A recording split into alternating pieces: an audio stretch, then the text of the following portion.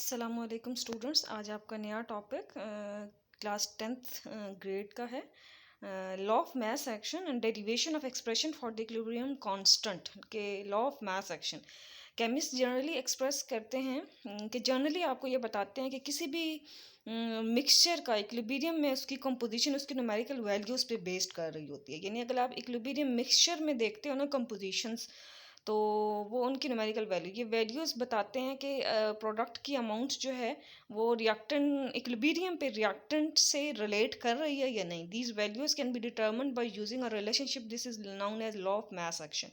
Equilibrium पे बता रही होती है कि ये वैल्यूज़ अमाउंट प्रोडक्ट की अमाउंट की रिएक्टेंट के साथ रिलेट कर रही है या नहीं। दो केमिस्ट थे, CM Guldberg and P. Voigt, in 1864 जिन्होंने law of mass action equilibrium state को लॉ ऑफ मास एक्शन के ज़रिए इक्विलिब्रियम स्टेट को डिस्क्राइब किया।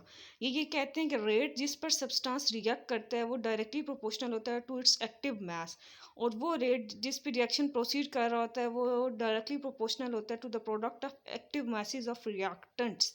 इस स्टेट ये इसको अच्छी तरह समझते हैं लॉ ऑफ मास एक्शन को। यानी वो रेट वो एक time for a short duration होता है जिस पे आपका सब्सटेंस जो है वो रिएक्ट करता है directly proportional to its active mass. Substance आपका रिएक्टेंट हो सकते हैं, सब्सटेंस आपका प्रोडक्ट, दोनों। अगर आपका रिवर्सिबल रिएक्शन चल रहा है और वो रेट जिस पर रिएक्शन प्रोसीड, अब आपका रिएक्ट नहीं, अब आपका रिएक्शन रिएक्ट कर चुका है, वो प्रोसीड, वो डायरेक्टली प्रोपोर्शनल हो जाता है to the product of active masses of reactant. यानी वो रिएक्टेंट दोनों में आपके पहले में आपका सब्सटेंसेस ने अभी रिएक्टेंट्स आपस में रिएक्ट कर रहे हैं लेकिन वो एक एक्टिव मैसेज के डायरेक्टली प्रोपोर्शनल है। दूसरे में वो प्रोसीड कर चुके हैं और वो फिर active masses of reactant हैं। The term active mass represent the concentration of reactants and product in mole decimeter cube for dilute solution and is expressed in the terms of square brackets. आप hypothetical equation लेते हो जिसमें moles of reactant A and B, A is the mole of reactant A and B is the moles of reactant B, react to gives the C moles of product C and D moles of product D at equilibrium। कि अगर आप number of moles देखते हैं तो वो हमारे पास ये हैं। यानी ए नंबर ऑफ मोल को शो कर रहा होता है और ए रिएक्टेंट है, बी नंबर ऑफ मोल को और बी भी रिएक्टेंट, इसी तरह सी प्रोडक्ट और small C number of moles को डी, इसी तरह according to law of mass action कि रेट ऑफ फॉरवर्ड रिएक्शन जो है वो डायरेक्टली प्रोपोर्शनल है active masses of reactant number of moles के,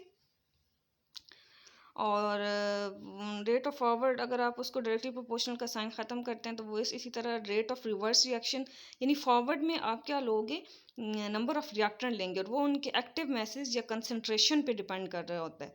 और रिवर्स रिएक्शन पे अगर आप देखोगे तो आप लोगे प्रोडक्ट्स को, और वो KF और KR rate constant for forward and reverse reaction respectively.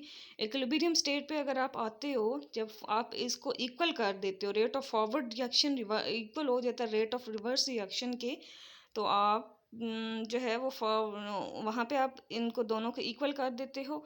Rearrangement पे आप क्या करते हो कि फॉरवर्ड जो है उसको बार में ले आते हो और इसी तरह प्रोडक्ट उसके ऊपर आ जाते हैं, रिएक्टेंट नीचे, और फॉरवर्ड रिएक्शन जो है वो ऊपर आ जाता है, रिएक्टेंट का कांस्टेंट नीचे आ जाता है, और वो KC इक्विलिब्रियम कांस्टेंट के इक्वल हो जाता है। और above equation equilibrium constant expression कहलाती है।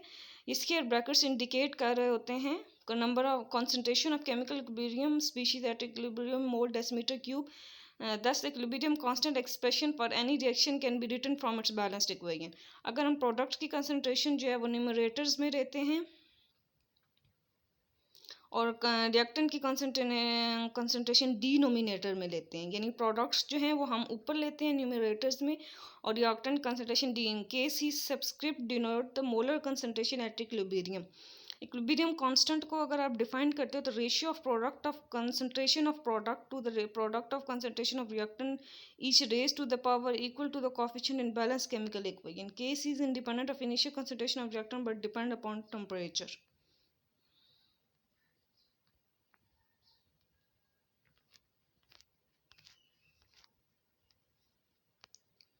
अगर आप के सी को देखते हो तो वहाँ पे जो मोलर कंसंट्रेशन में प्रोडक्ट्स हैं वो ऊपर लिए गए हैं और मोलर कंसंट्रेशन में प्रोडक्ट्स नीचे लिए गए। Number of moles of reactant B और number of moles of product D. Concentration of products और कंसंट्रेशन अगर आप देखते हो रिएक्टेंट ए और कंसंट्रेशन ऑफ प्रोडक्ट डी, तो यहाँ पे concentration of which species are taken numerator in K C expression, तो किसकी ली गई है, प्रोडक्ट डी की। और where are coefficient of balance chemical equation show in the K C expression, और कोफिशिएंट में तो वो obviously number of moles of reactant B की दिखाई गई है। तो इसी तरह आज का हम अपना टॉपिक ख़त्म करते हैं। Thank you so much.